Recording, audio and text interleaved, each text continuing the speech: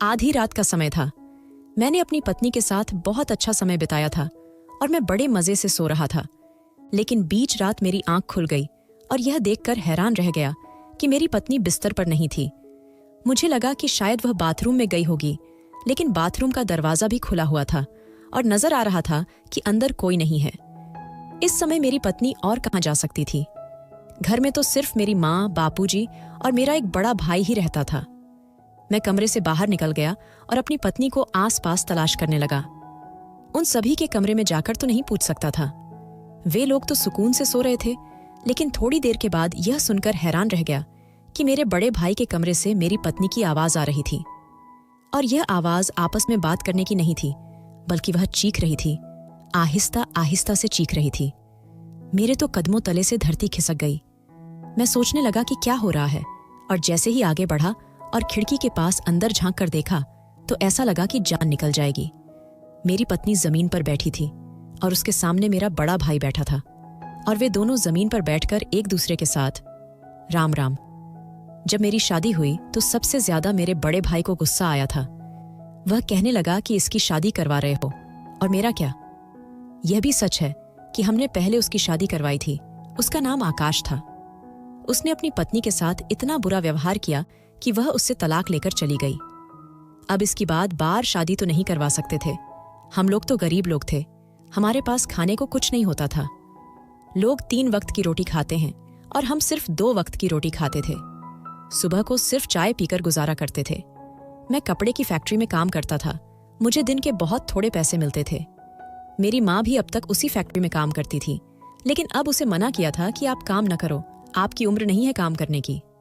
घर का सारा सामान टूट रहा था, सोने के लिए एक खाट भी सही नहीं थी। इसीलिए शादी की थी कि लड़की आएगी तो अपने साथ कुछ सामान लेकर आएगी। मेरी पत्नी का नाम रेखा था। बहुत ज्यादा सुंदर थी और कम उम्र थी। उसकी उम्र शायद 19-20 साल होगी और मैं 27-28 का होने वाला था। मेरा बड़ा भाई तो 30-35 साल का था। उसकी जब शादी करवाई तो वह भी कम उम्र का ही था, लेकिन अब उसकी पत्नी तो भाग गई तो इस बात को भी 5 साल हो गए थे। उसने कहा कि मेरी शादी करवा देते। मैं बड़ा था। मेरी माँ ने कहा कि तू बड़ा था तो पहले तेरी शादी करवाई थी, लेकिन तूने उस लड़की को अच्छे से नहीं रखा। तेरा एक मौका जाया हो गया, अब इसकी बारी है। ये 30 का हो जाएगा तो तब इसकी शादी करवाएंगे क्या? मेरी पत्नी मेरे घर आ गई और मैं उसके साथ बड़ा खुश था, लेकिन तब तक ही जब तक मेरी पत्नी ने एक अजीब सा काम करना न शुरू कर दिया। रात होती तो वह बिस्तर पर नहीं होती थी। मुझे लगा कि बाथरूम में होगी या फिर मेरी माँ ने उसे किसी काम में लगाया होगा। मेरी माँ को जगराते रखने का बहुत शौक था। बहुत पूजा पाठ करती थी, माता रानी का जगराता रखती थी। रात रात भर जगती रहती थी और पूजा करती रहती थी ताकि इस घर के हालात बदल जाएं, लेकिन इस घर के हालात फिर भी नहीं बदलते थे। मुझे लगा कि शायद मेरी पत्नी को भी अपने साथ लगा लिया है, पर उसने कहा कि नहीं, ऐसा तो कुछ भी नहीं है। एक दिन तो मैं कमरे से बाहर ही निकल गया। अपनी पत्नी को तलाश करने के लिए इधर उधर फिर रहा था, लेकिन देखा तो थोड़ी देर बाद खुद ही मेरे कमरे की तरफ आ रही थी। मैंने कहा कि कहाँ गई थी, तो कहने लगी कि बाथरूम तक गई थी। मैंने कहा कि मेरे कमरे में है ना बाथरूम, उधर चली जाती। उसने कहा कि नहीं, वहां की नल खराब है। लेकिन जब सुबह सुबह मैं उठकर बाथरूम में गया तो मैंने देखा कि नल तो बिल्कुल ठीक था। मैंने अपनी पत्नी से कहा कि तुम तो कह रही थी कि नाल खराब है, लेकिन यह तो ठीक है। उसने कहा कि हाँ, फिर ठीक होगा, शायद मेरे से खुल नहीं रहा था, मेरे में इतनी जान नहीं है ना। मैंने कहा कि हाँ, तुम्हारी सारी जान कहाँ निकल जाती है, वह तो मुझे पता ही है। मैं तो उससे हंसी मजाक करने लगा, पर मुझे क्या पता था कि मामला बड़ा गंभीर था। सुबह हम सब नाश्ते के टेबल पर बैठे थे तो मेरी पत्नी सबके लिए नाश्ता लेकर आ रही थी, जब अचानक से ही उसका पैर मुड़ गया। मैंने उसे पकड़कर बैठा दिया। मेरा भाई भी पास ही बैठा था। ज्यादा चोट तो नहीं थी, लेकिन आज उसे आराम करना था। मैंने कहा कि चलो, जाने से पहले तुम्हें तुम्हारे कमरे तक छोड़ देता हूं, और साथ ही मेरे बड़े भाई ने कहा, उठो। ऐसा हुआ कि हम दोनों ने उसकी तरफ हाथ बढ़ाया और उसने बिना सोचे समझे मेरे बड़े भाई के हाथ का सहारा ले लिया। बात इतनी भी अजीब नहीं थी, उसका जेठ था। अगर हाथ पकड़ लिया तो क्या हो गया? वैसे भी ताऊ बीमार थी, और बीमार इंसान को कोई सहारा दे तो इसमें क्या बुरा है? पर उसको मेरा हाथ पकड़ना चाहिए था, मेरे भाई का नहीं। मैंने उससे यह बात नहीं की, पर मैं पूरा दिन इसी बारे में सोचता रहा। हमारी हालत बहुत बुरी थी। शादी वाले घर होने के बावजूद भी हमारे पास कुछ भी नहीं था। 2-4 दिन अच्छे गुजर गए। उसके बाद ही मेरी पत्नी को पता चल गया कि इनके घर में तो खाने को भी कुछ नहीं होता। वह भी गरीब घर से थी, अपने साथ सिर्फ सामान ही लाई थी, कोई गहने नहीं लाई थी। उसने कहा कि आप अपनी किस्मत बदलने की कोशिश भी नहीं करते। मैंने कहा कि कैसे बदलेगी किस्मत? तो उसने कहा कि आप कब से उस फैक्ट्री में काम कर रहे हो? मैंने कहा कि जब मैं बहुत छोटा था तब से, और आपकी पगार अभी भी उतनी की उतनी है। तो मैंने उसे बताया कि ऐसी फैक्ट्री में पगार नहीं बढ़ती है, क्योंकि काम करने के लिए बहुत से मजदूर होते हैं। हम पगार बढ़ाने की बात करेंगे तो वे हमें निकाल देंगे। कभी कभी मुझे कहती थी कि अपनी हालत खुद बदलनी पड़ती है, अपनी किस्मत को खुद बदलो, कुछ कर लो। मैंने कहा कि तुम्हारे पति को कुछ भी नहीं आता, ना मैं पढ़ा लिखा हूं, ना ही मेरे पास कोई डिग्री है, और इसके अलावा मुझे कोई हुनर भी नहीं आता। बस फैक्ट्री में कपड़े ही पैक कर सकता हूं और इसी बात के पैसे मिलते हैं, और एक वक्त का खाना भी मिल जाता है। वह कहती थी, तुम्हारा बड़ा भाई क्या काम करता है? तो मैंने कहा कि पहले काम करता था, अब कोई काम नहीं करता। अब हमारे पैसों पर राज करता है, लेकिन वह भी तुम्हारी तरह कहता है कि कुछ करते हैं, कुछ करते हैं। पर उसको कौन समझाए कि पैसा कमाने के लिए भी पैसे की जरूरत होती है। ऐसे अचानक से तोड़ी ना कोई बिजनेस शुरू कर लेंगे। हाँ, मुझे पता है कि लोग घरों में ही बड़ा कुछ कर लेते हैं, लेकिन उसके लिए भी पैसे की जरूरत होती है। पैसे से ही पैसा कमाया जाता है। मैंने अपनी पत्नी को यह सब समझा दिया, और मैं चाहता भी नहीं था कि वह कहीं बाहर जाकर काम करें। वह थोड़ी बहुत पढ़ी लिखी थी, शायद मुझसे यह सब कुछ बोलकर बाद में यही कहती कि मैं नौकरी करना चाहती हूं। लेकिन मेरी माँ ने सीधा कह दिया था कि अब उनसे घर का काम नहीं होता, वह आराम करेंगे और मेरी पत्नी काम करेगी। इसीलिए मैं उसके दिमाग में यह बात आने ही नहीं देना चाहता था। लेकिन आज रात फिर ऐसा हुआ कि वह कमरे में नहीं थी। मैं बाहर आया, देखने लगा कि कहाँ गई है। छोटा सा तो घर था हमारा। एक कमरे में मेरी माँ और बाबूजी होते थे, दूसरे कमरे में मेरा भाई, और तीसरे कमरे में मैं होता था। माँ और बाबूजी का जो कमरा था उसे भी हमने एक तरफ से दीवार देकर कमरा बनाया था। नहीं तो वह कमरा नहीं था, बल्कि आंगन था। यह तो 2 कमरों वाला छोटा सा घर था, और उसका किराया भी ज्यादा था। अब मैं उसे कहाँ तलाश करता? ये कोई बड़ा सा बंगला तो नहीं था जिसमें वह गायब हो गई थी। पर फिर मेरे कानों ने जो सुना, मैं तो हैरान हुआ कि मेरी ही पत्नी की आवाज थी, और यह आवाज मेरे बड़े भाई के कमरे से आ रही थी। मुझे ऐसा लगा कि मेरी जिंदगी अभी से ही बर्बाद हो गई है। मेरी पत्नी को मेरे बड़े भाई के कमरे में जाने की क्या जरूरत थी, वह भी रात के इस वक्त, और मुझे बताएं बगैर चुपके से बिस्तर के ऊपर से उठ गई और जाकर मेरे बड़े भाई के कमरे में बैठ गई। और सिर्फ इतना ही नहीं, वहां पर न जाने क्या कर रही थी कि मुझे उसकी चिल्लाने की आवाज आ रही थी। धीरे धीरे से चिल्ला रही थी। कभी कभी यह भी कहती थी कि मुझसे नहीं होगा, और मेरा भाई कह रहा था कि करना पड़ेगा और कोई रास्ता नहीं है। मैंने कमरे के ऊपर जोर से दस्तक दी। मुझे बड़ा गुस्सा आ गया, लेकिन ऐसा हुआ कि लाइट चली गई। जब लाइट आई तो मैं कहने लगा, रेखा कहाँ हो? तो वह मेरे कमरे से ही निकली।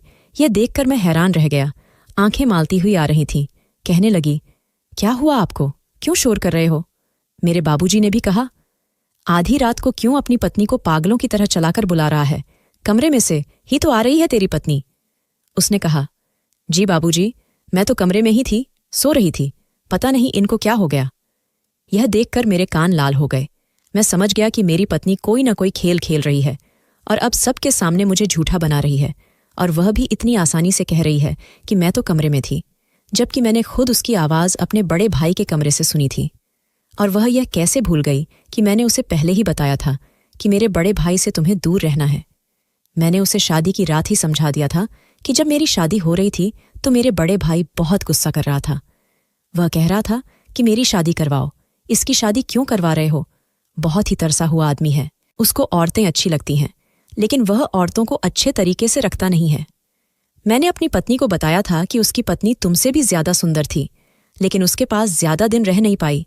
उसको बिजनेस के तरीके सुना सुना के पागल कर देता था, शायद इसलिए वह भाग गई।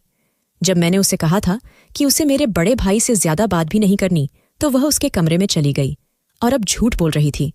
मैं सबके सामने झूठा बन गया। मेरा बड़ा भाई भी आंखें मलते हुए बाहर आया और कहने लगा कि क्या नाटक लगा रखा है तुम लोगों ने? क्या हो गया आधी रात को? मैंने कहा कि कुछ नहीं, मैंने बुरा सपना देखा था। मैंने पत्नी का हाथ पकड़ा और वापस कमरे में आ गया। पर मैंने उसे यह भी नहीं कहा कि तुम कहाँ थी, क्योंकि जब वह सबके सामने इतना बड़ा झूठ बोल सकती थी तो अभी उसने कौन सा सच बोलना था। मुझे तो यह खुद ही पता लगाना था कि यह सब कैसे हुआ है और वह यह सब कैसे कर रही है, क्यों कर रही है। अगर ऐसा कर रही थी तो बहुत बुरा कर रही थी। अभी हमारी शादी को वक्त कितना हुआ था और वह मेरे बड़े भाई के कमरे में चली जाती थी, वह भी रात के समय, और जिस तरह की आवाज आ रही थी, राम राम, यह मेरे साथ क्या हो रहा था। मेरे दिमाग में यह बात न आती तो और क्या बात आती। मैं मन ही मन कूदने लगा, रोने लगा, क्योंकि मैं अपनी पत्नी से बहुत प्यार करता था। अगर मैं उसे कहता कि तुम यह सब कुछ कर रही हो तो वह नाराज होकर मुझे छोड़कर चली जाती, तो फिर मैं क्या करता। इस घर में तो पहले ही किसी का बद्दुआ लगा हुआ था कि किसी की पत्नी भी ठीक से नहीं रहती थी। मेरी माँ ने मेरे बाबूजी के साथ भी बड़ा मुश्किल वक्त गुजारा था। वह उन पर हाथ भी उठाते थे और मेरे भाई के कमरे से भी ऐसी ही आवाजें आती थीं। पर मेरे भाई में ऐसा क्या किया था कि मेरी पत्नी उसके कमरे में खुद उठकर जाती थी। वह मेरे कमरे में आकर मेरी पत्नी को लेकर तो नहीं जाता था। एक दिन मैं घर आया तो वह दोनों बैठे चाय पी रहे थे, घर के बाहर ही बैठे थे। ऐसा नहीं था कि किसी कमरे में बैठे थे, और अगर साथ बैठकर चाय पी रहे थे तो इसमें भी ऐसी कोई बात नहीं थी। आखिर ये दोनों घर के पास थे, साथ बैठकर चाय पी सकते थे। पर मुझे देखकर गुस्सा आ गया, क्योंकि मेरे दिमाग में तो पहले वाली बात थी। मैंने कहा कि यह क्या कर रही हो, तुम यहां बैठकर मेरे आने का इंतजार नहीं कर सकती थी। बड़े भैया के साथ बैठी चाय पी रही हो, मेरे लिए भी चाय बनाकर लाओ। उसने कहा कि आपके लिए भी चाय बनाई है, अभी अभी ही हम पीना शुरू हुए थे, आपके लिए लाती हूं, आप भी हमारे साथ बैठ जाए। मुझे बोलने को कोई बात नहीं मिली तो मैं भी साथ बैठ गया।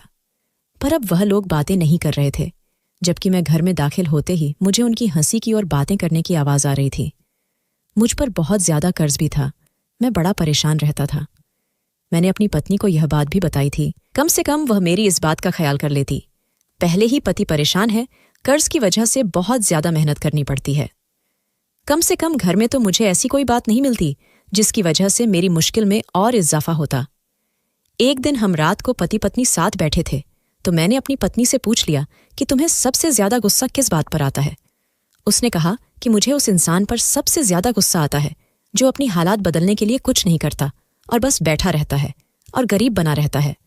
क्योंकि वह कहते हैं ना कि अगर आप गरीब पैदा हुए हो तो यह तो आपकी किस्मत है, लेकिन अगर आप गरीब मर गए तो यह आपका गुनाह बन जाएगा और यह आपकी ही गलती होगी। मैंने कहा कि ऐसे नहीं, जैसे मैंने कहा कि जैसे मैं तुम्हारा पति हूं तो तुम्हें मेरी किस बात पर ज्यादा गुस्सा आएगा, झूठ पर या किस बात पर।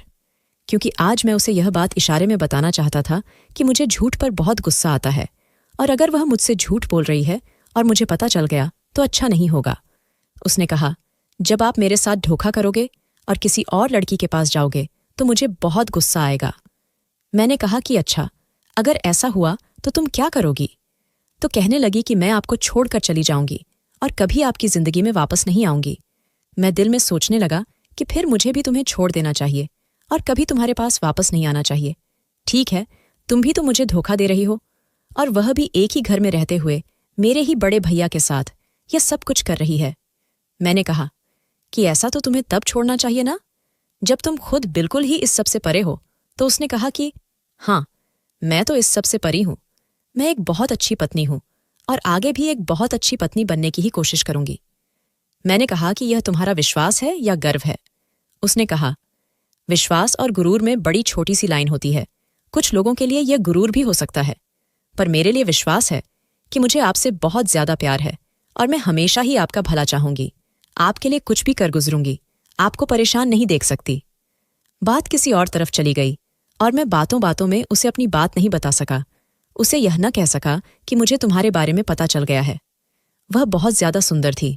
सारे खानदान वाले हम दोनों को देखकर जल रहे थे। मुझे ऐसी लड़की फिर नहीं मिलनी थी, लेकिन क्या मैं ऐसी लड़की की इस हरकत को नजरअंदाज कर देता? यह भी तो बड़ा मुश्किल काम था। एक दिन इसी तरह वह रात को गायब हो गई और शायद मेरी आंख देर से खुली, क्योंकि अब तो वह वापस आ रही थी। मैंने उसे देखा तो वह लंगड़ा लंगड़ा के चल रही थी। मैंने कहा कि कहाँ गई थी। फिर से बहाना कर दिया कि पानी पीने गई थी। मैंने कहा कि यह पानी का जग भर के मैंने रखा था। उसने कहा कि हाय राम, मुझे तो पता ही नहीं चला कि आपने पानी कमरे में रखा था। नींद में उठी थी ना। मैंने कहा कि फिर ऐसे क्यों चल रही हो, क्या हो गया तुम्हारी टांगों को? तो कहने लगी कि पूरा दिन काम करती हूं, इस टाइम टांगें जवाब दे जाती हैं, थक जाती हूं ना। भला पूछो कोई इससे कि इतने छोटे से घर में ऐसे कौन से काम हैं कि इतना थक जाती थी और इसकी चाल ही बदल गई थी और यह लंगड़ा कर चल रही थी। और औरत कब लंगड़ा कर चलती है यह तो कोई भी समझ सकता है, पर मैं भी चुप हो गया। एक दिन तो कुछ इससे भी ज्यादा अजीब हो गया। जिस आदमी को मैंने कर्जा देना था उसने मुझे सुबह से तंग कर रखा था। वह बार बार मुझे फोन कर रहा था, लेकिन मैं पैसे नहीं जोड़ पाया था। सोचा कि शाम को उसके पास चला जाऊंगा और कोई बहाना करके उससे थोड़ा समय मांग लूंगा। लेकिन जब मैं उसकी दुकान पर गया तो बहुत डर भी रहा था, मुझे बातें सुनाएगा और मेरी उसकी नज़र में कोई इज्जत नहीं है। लेकिन उसने मुझे अपने पास बिठाया और चाय भी पिलाई। मैंने कहा, क्या हो गया सेठ साहब, आज आप बड़े खुश हैं? उसने कहा, हाँ देखो, हम किसी को पैसे देते हैं तो हमें भी पता है कि वह पैसे पूरे तो वापस नहीं कर सकता एक साथ, लेकिन थोड़े थोड़े करके दे दे तो हमें कोई आपत्ति नहीं है, जैसे तुमने किया है। मैंने कहा, क्या मतलब? उसने कहा, तुम्हारी पत्नी, उसने कहा कि वह तुम्हारे कर्ज को किस्तों में दे दिया करेगी और एक किस्त देकर गई है, तो बस मुझे पैसे मिलते रहे, मुझे और क्या चाहिए। लेकिन अगर तुम खामोश हो जाओ और मुझे बताओ ही नहीं कि पैसे क्यों नहीं दे रहे तो फिर मुझे भी मसला होता है, लेकिन अगर किस्तों में पैसे मिलते रहे तो कोई मसला नहीं है। उसने पहली किस्त दे दी है, इसीलिए मैंने तुम्हें दोबारा फोन नहीं किया। फिर तुम दुकान पर क्यों चले आए? अब अगले महीने ही आना किस्त लेकर, यह तरीका भी वैसे अच्छा है। पैसे आते रहे तो ऐसे हम चला लेंगे, तुम परेशान नहीं हो। उसने मेरे कंधे पर हल्की सी थपकी दी और मैं हैरान रह गया कि मेरी पत्नी के पास इतने पैसे कहाँ से आए। मैंने कहा, सेठ साहब, कितने रुपये की किस्त बनाई है आपने? उसने कहा, देखो, तुमने मुझसे 1 लाख रुपया लिया था अपनी शादी के लिए, तो मैंने 10,000 की किस्त बनाई है और तुम्हारी पत्नी ने कहा है कि हर महीने वह 10,000 दिया करेंगी। जब मैंने 10,000 का नाम सुना था मैं और परेशान हो गया। हर महीने 10,000 का इंतजाम करना हमारे लिए ऐसे ही था जैसे हम सारे घर वाले खाना नहीं खाते और बस पैसे रखते, तब कहीं जाकर शायद 10,000 बन जाते। मेरी पत्नी के पास इतने पैसे कहाँ से आ गए? मैं घर आया तो मैंने कहा, आज तुम कहाँ गई थी? उसने कहा, मैंने कहाँ जाऊंगी, अम्मा के घर जाने का दिल कर रहा था, लेकिन वहां भी नहीं गई, किराए के पैसे लगते हैं, घर यहां से दूर है। मेरी पत्नी ने तो पहले ही झूठ बोल दिया कि वह तो कहीं गई ही नहीं थी। इसका मतलब कि उसने दूसरे सवाल पर भी झूठ ही बोलना था और तीसरे पर भी झूठ बोलना था। मैंने कहा, कहीं तुम आजकल कुछ ऐसा तो नहीं कर रही हो जिसकी वजह से मुझे अपनी नाक कटवानी पड़े? तो वह हैरान रह गई। उसने कहा, भगवान न करे, मुझसे कुछ ऐसा वैसा, मैं कुछ नहीं कर रही। मैंने उसकी कलाइयों में देखा तो हैरान रह गया। उसकी कलाइयों में चूड़ियां थीं जो मिट्टी को गर्म करके बनाई जाती है और यहां पर काफी सस्ती मिलती है, लेकिन चूड़ियों के पैसे भी उसके पास कहां से आए? मैंने कहा, ये चूड़ियां तुमने कहां से ली है? अगर तुम बाहर नहीं गई तो फिर यह चूड़ियां कहां से आईं? अब वह थोड़ी घबरा गई और उसने कहा, वह बड़े भैया लाए थे मेरे लिए। मैंने कहा, बड़े भैया तुम्हारे लिए चूड़ियां लाए थे, पर क्यों? मैंने कहा, तुम्हें तो चूड़ियां चाहिए थीं तो तुम्हें मुझे कहना चाहिए था। उसने कहा, आपके पास तो पहले ही पैसे नहीं होते हैं। मुझे बहुत गुस्सा आया और मैंने कहा, चाहे अपना खून भेज देता लेकिन तुम्हारे लिए चूड़ियां जरूर लेकर आता। जब मैंने उसे सख्त हाथ लगाया तो वह घबरा गई और उसने कहा, अच्छा अच्छा, मैं उतार देती हूं। मैंने कहा, इनको कूड़े में फेंक दो और मैं तुम्हारे हाथों में दोबारा इन चूड़ियों को ना देखूं। कुछ चाहिए हो तो मुझे बताया करो। बड़ी आई बड़े भैया से चूड़ियां लेने वाली। अभी शादी को 2 महीने गुजर गए हैं। अब सारे भरम खत्म। गलती करोगी तो बातें सुनोगी मुझसे, और ज्यादा छपड़ छपड़ की तो एक झपड़ भी मार दूंगा। अगर मुझे अपनी पत्नी की हरकतों के बारे में पता ना होता तो मैं उसके साथ इस तरह से बात किया होता तो मैं रात को उसे जरूर मना लेता, लेकिन मुझे पता था कि वह पहले ही मुझे धोखा दे रही थी और मेरे साथ झूठ भी बोल रही थी, इसलिए मैंने उसे नहीं मनाया। वह खुद ही ठीक हो गई। अब सवाल यह था कि उसके पास पैसे कहाँ से आए। कहीं वह मेरे भाई से ही पैसे तो नहीं ले रही थी, लेकिन किस बात के पैसे? मेरा दिमाग कहाँ से कहाँ जा रहा था। ऐसा लगता था मेरा दिमाग फट जाएगा। मुझे अपनी पत्नी से यह बात पूछ लेनी चाहिए थी, लेकिन वह झूठ बोलकर मुझे इधर उधर घुमा देती, क्योंकि झूठ तो वह बहुत बढ़िया बोलती थी। इसलिए मुझे यह पता लगाने की जरूरत थी क्या हो रहा था। मुझे उनके कमरे में किसी तरह से झांकने की जरूरत थी, या मैं अंदर कोई कैमरा लगा देता या देखता कि मेरी पत्नी जब रात को उठकर मेरे बड़े भाई के कमरे में चली जाती है तो वह वहां पर क्या करती है। मैं अपने बड़े भाई के पास बैठा था। वह अपने फोन में बिजी था और मैं उसको देख रहा था और सोच रहा था कि इसको क्या मिलेगा मेरा घर बर्बाद करके। इसको शादी करने का इतना शौक है। उसने मेरी ही पत्नी को अपनी बातों में लगा लिया। अगर ऐसा था तो बाहर से किसी लड़की को पटा लेता, लेकिन इतना तो ये इस काबिल नहीं था। अब तो इसकी उम्र भी ज्यादा हो गई थी, शक्ल की भी बात नहीं थी, इतना कोई अच्छा भी नहीं था। उसने कहा, क्या देख रहा है छोटे? मैंने दिल में सोचा कि छोटे कहते और छोटे के घर को ही बर्बाद कर रहे हो। मैंने कहा, कुछ नहीं बड़े भाई। तो साथ ही उसने अजीब सी बात कर दी। उसने कहा, तेरा सारा कर्ज उतर जाएगा, तो फिक्र मत कर।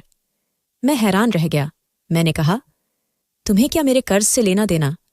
किसने कहा तुम्हें कि मुझ पर कर्ज है? किसने बताया तुमको? तुम मेरा कर्ज उतार रहे हो?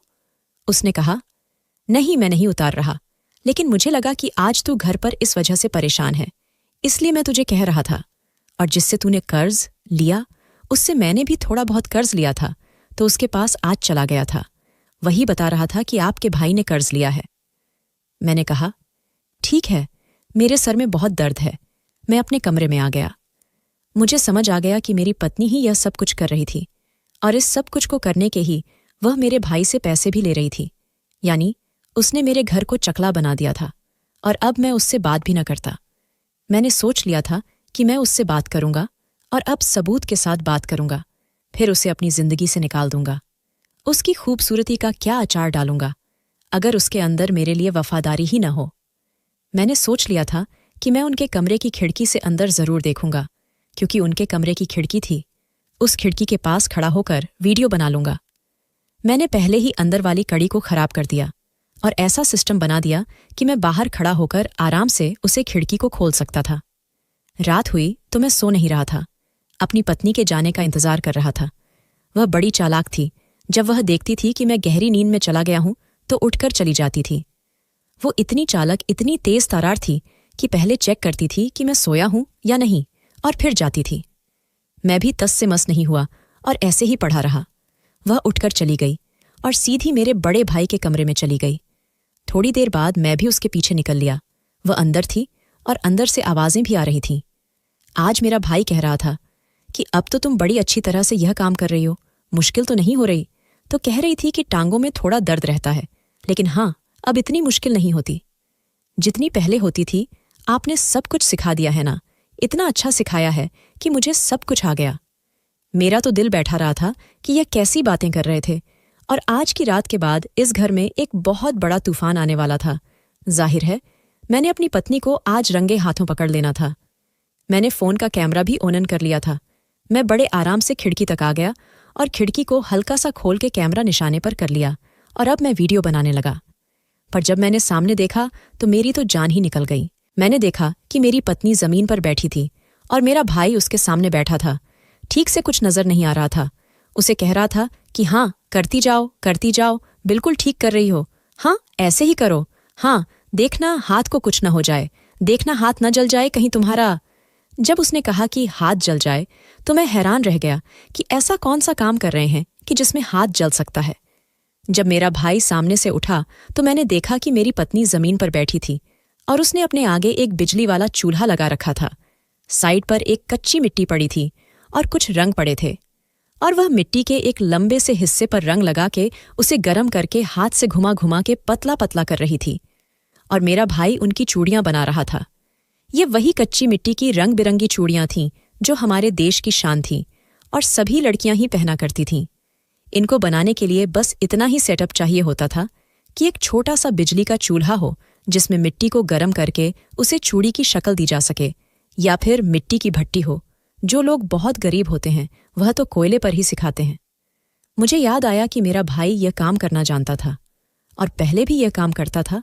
इसका मतलब कि उस दिन जो मेरी पत्नी ने चूड़ियां पहन रखी थीं वह भी उसने खुद ही बनाई थीं। ये दोनों यहां बैठकर चूड़ियां बनाने का काम कर रहे थे। मैंने तो अपना सर पकड़ लिया। अब मुझे समझ आ गया कि सब कुछ क्या हो रहा था। मेरे भाई और मेरी पत्नी ने मिलकर मेरी खातिर यह छोटा सा बिजनेस शुरू किया था जिसमें वह बैठकर चूड़ियां बनाया करते थे, और फिर उन्हें बेच के जो प्रॉफिट आता था उससे वह ना सिर्फ मेरा कर्जा उतार रहे थे बल्कि घर के खर्च में भी पैसे डाल रहे थे। मेरी आंखों में तो आंसू ही आ गए। मैंने उनके बारे में कितना गंदा सोचा था और वह मेरे लिए यह सब कुछ कर रहे थे। मैं वापस अपने कमरे में आ गया और यह सोचने लगा कि मेरी पत्नी मुझे कहती थी कि हमें कुछ करना चाहिए, घर में ही कुछ करते हैं, छोटा सा बिजनेस करते हैं। और मैं उसे कहता था कि हम कुछ नहीं कर सकते। फिर शायद उसने यह बात मेरे बड़े भाई से की होगी और उन्होंने कहा होगा कि हाँ, मुझे एक काम आता है, पर यह काम अकेले बंदे का नहीं है, तो वह उनके साथ मिलकर यह काम करने लगी। सुबह हुई तो मैंने उनको सब कुछ बता दिया कि मुझे पता चल गया। उन्होंने कहा कि हम इसीलिए नहीं बता रहे थे कि फिर तुम गुस्सा करते हो। जाहिर है, मैंने अपनी पत्नी को कहा था कि मेरे भैया से दूर रहना। ऐसे में अगर वह मुझे यह भी बताती कि मैं रात भर उनके साथ बैठकर चूड़ियां बनाती हूं, तो मैंने उसे वक्त गुस्सा ही करना था। लेकिन अब मेरी सोच बदल चुकी थी। सब कुछ तो वह हमारे लिए ही कर रहे थे। जब मैंने रोना शुरू कर दिया तो उन्होंने कहा कि तुम रो क्यों रहा है? मैंने कहा कि आप लोग नहीं जानते, मैंने बहुत बुरा सोचा था इस बात पर। उन्होंने हंसते हुए कहा कि ऐसे ही होता है, मनुष्य बिना सोचे समझे अपने पास से कहानी बना लेते हैं और उसकी ऐसी बनाई हुई कहानी हमेशा बुरी ही होती है। अरे, यह तो मेरी छोटी बहन जैसी है और यह ठीक कहती है। अगर हम घर में बैठकर कोई काम करते हैं और उससे 4 पैसे कमा लेते हैं तो इसमें क्या बुरा है? अब मैं भी दिन में फैक्ट्री में काम करता और रात को उनके साथ बैठकर चूड़ियां बनाया करता। जैसे मेरे भाई ने यह काम मेरी पत्नी को सिखाया, वैसे ही मुझे भी सिखा दिया। देखते ही देखते हमारा बिजनेस चलने लगा। हमारी चूड़ियां बहुत मशहूर होने लगी और अब हम इसी काम से इतने पैसे कमा लेते हैं कि मेरा कर्जा भी उतर गया है। और अब हमारे घर में 3 वक्त की रोटी पकती है। हम लोग भर पेट खाते हैं और मेरी पत्नी भी बहुत खुश रहती है। वह कहती है कि भगवान ने हाथ पैर दिए हैं तो उनको चलाकर कुछ ना कुछ कर लेना चाहिए। अगर इंसान गरीब पैदा होकर घर ही मर जाए तो यह भी भला कोई जीवन है। ठीक कहती है वह। मैं अपनी जिंदगी की कहानी आप लोगों को इसलिए सुना रहा हूं कि आप लोग भी अपने बारे में कुछ सोचें। अगर आपको कोई काम आता है, चाहे वह काम जैसा भी है, छोटा है या बड़ा है, उसे घर में बैठकर ही करें।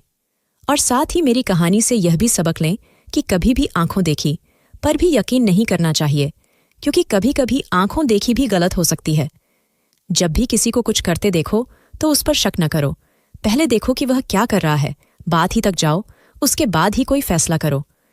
अगर मैं उस वक्त गुस्से में आकर अपनी पत्नी के साथ कुछ कर देता, उसे कोई हानि पहुंचा देता, तो फिर मैं पूरी जिंदगी पछताता ही रहता। पर यह तो शुक्र है भगवान का कि मैंने ऐसा कुछ नहीं किया।